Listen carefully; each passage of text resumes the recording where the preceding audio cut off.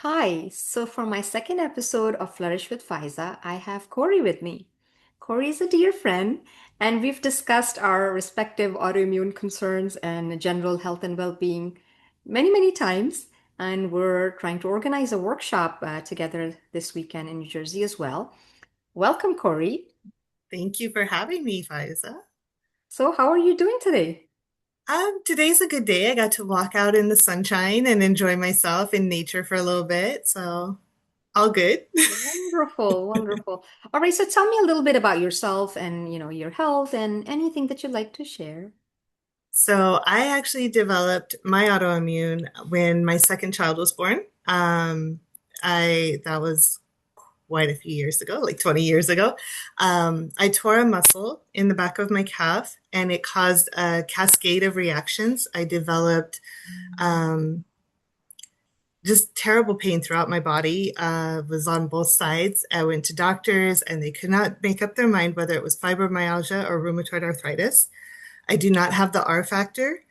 One doctor ran a full extensive panel of blood work and said, even though I don't have the R factor, I have all of the classic symptoms of rheumatoid arthritis. So he started treating me along that lens. And we did that for a couple of years until I quit. But yeah, it is what it is at this point. I don't even know what the correct term is for it, but it goes along with fibromyalgia and rheumatoid arthritis. So it could be both. And do you feel that stress does anything to your symptoms? Is it, you feel like, uh, 100%. The more stress I'm under, the less I take care of myself, the less I eat right, sleep right. All of those things aggravate all of the symptoms, make it so much harder to function on a daily basis. And just pushing through constantly, it doesn't always work. no, I'm so glad that you're aware of it because the first step in getting help or improving anything is to be aware of the fact that this is something that adversely is affecting me. When did you realize the stress was doing it, or you know, I've always been really tuned into my body and knowing, like, okay, I didn't sleep well and I feel worse today. okay, I slept well and so my symptoms are better. I've always been able to track that kind of, you know, okay. symptom, connection and, touch base with, it's because I didn't eat right. I ate some junk food today. I feel worse. Like all of those things, I've been able to track it, and definitely stress aggravates everything. 100%.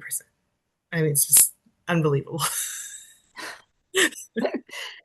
Yeah, so the two things that you mentioned, nutrition and both sleep, are the pillars of lifestyle medicine, and we've been doing so much research on them. Um, so the first step is to know that know your body, know yourself, and so in light of that, have you adopted any strategies, any modalities that could help you with managing your symptoms? I've learned a lot of breathing techniques. Okay. I've actually just recently met a woman who is a specialist in breathing techniques and yoga. Started doing some of her techniques. They are very helpful. I learned a few breathing techniques a few years back.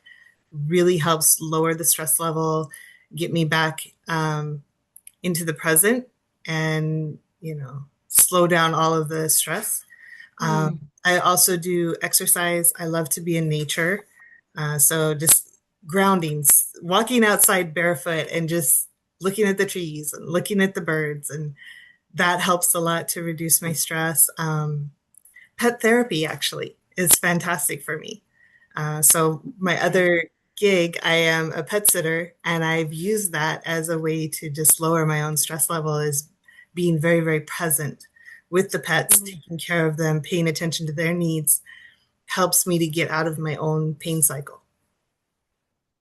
Wow. So if I gave you a scenario, let's say that you were having not such a good day in terms of your symptoms, how would breathing help? Or is it like you had to do it as a routine for you to curb the symptoms? Or is it that you were feeling something and then you take one of those the things that you mentioned even the pet therapy or going out in nature or breathing, and it just, it takes care of the symptoms there and then. Have you ever experienced something like that? Yeah, so classic example, I had a very busy weekend, a very stressful weekend, a lot going on. I use the breathing techniques. It's box breathing, and then there's another one, I forget the name of it, where like you breathe in for 3 and then you hold it for 4 and then you breathe out for 5 and then you steadily increase that amount. And what it does is when you're in pain, you tense up and you Yeah. pull everything in, and everything feels worse because you're tensed up. And so when you do the breathing, it slows everything down and it helps you to relax. It helps you to lower your shoulders. And that reduces a lot of stress and a lot of pain just by doing that. And it gets you present so that you are able to handle what needs to be done. And so I've been Mm. using breathing techniques for that purpose to bring me back into the present when I am stressed out. I got to do this, I got to do that, I got to run here, got to go there. All those gotta that just, stresses you out. You do the breathing Yeah. and you're back in the moment and you can deal with it. And it does help with the symptoms. Well, So, this is remarkable because I've often noticed that when I have a lot of things going on, you're just very shallow breathing. mhm, It seems that's like definitely been I my don't have the zone. time to sit down and take a deep breath. This is somehow feel you feel like it's going to minimize my, you know, Activity. urgency or somehow or productivity if I was to take, to slow down. But really, that is the key to understand that this is not how it works. And before you get really worse, you have to take charge. And that's what the intention of the entire, the the project and the workshop and the study and the research is. So, hopefully something beneficial comes out of it.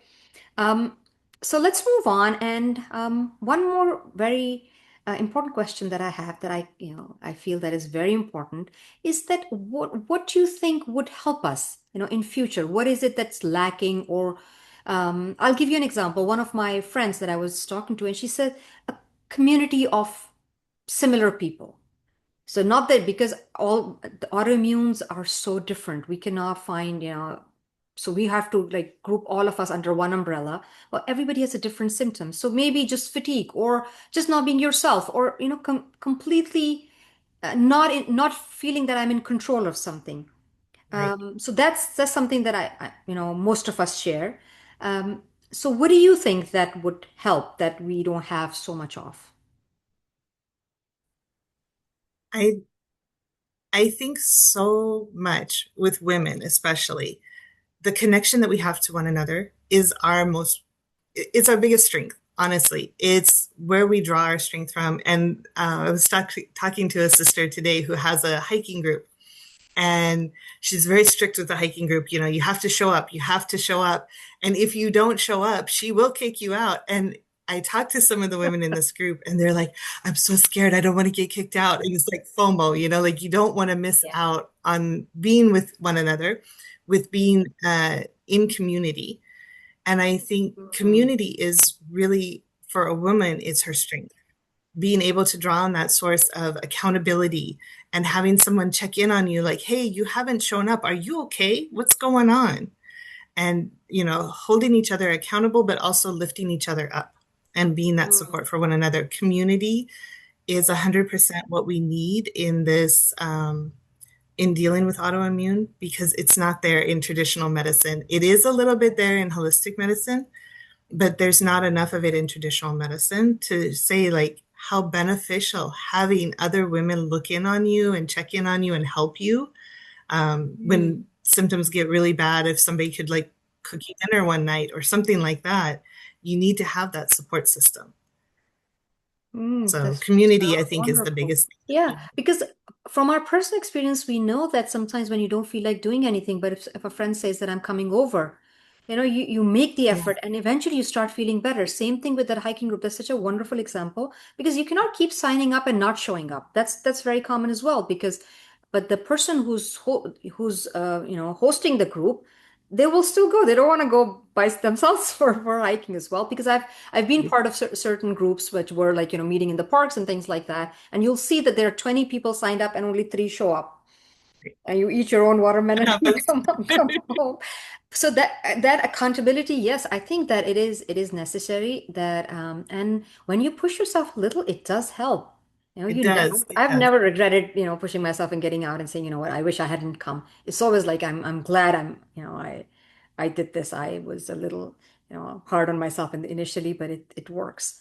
I think that's So the biggest thing when you're dealing with autoimmune. You draw in and you're yeah, like, I don't want to get absolutely. out of bed. I don't want to get up. I don't want to get dressed. I don't want to go out.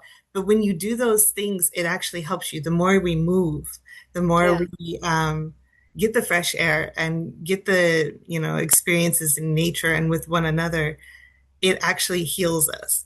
And it heals us in a very profound way. But if but when you're in pain, you just close up and give up. And it's the opposite. It's very counterintuitive.